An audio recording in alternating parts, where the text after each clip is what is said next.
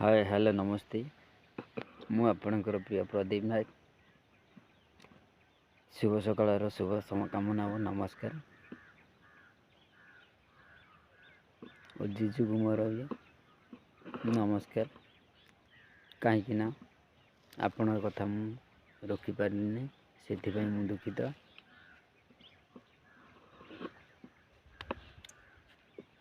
देखु आम आठमल्लिक एरिया पाणीपाग मेघुआ रही, वर्षा हबार संभावना अच्छी।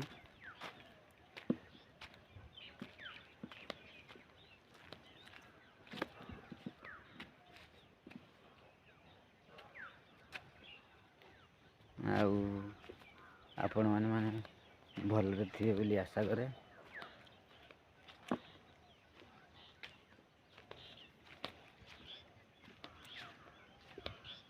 गोटे कथा कहले हसबे, आम गाँ एरिया देखिए खाली जंगल जंगल।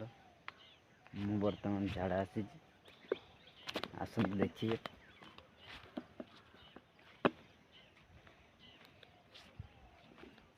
आम पहाड़ आसी झरना देखिए। बर्तमान आम आठमल्लिक साइड शीत भी छाड़ी मो देह जैकेट खोलनी। आपण भी पूरा लाइव देखिए। देखते केमती जंगल रही, खाली जंगल जंगल। ये सका पिला गुड़ा नहांती ना आसी आम ये गप सप करूँ झाड़ा बस जाऊ। पानी भी सुखीगला। आ 2 मास पर पानी नथिबो। ये झरना ये आम गाधऊ देखिपारे। पूरा जंगल रही देखा जंगल।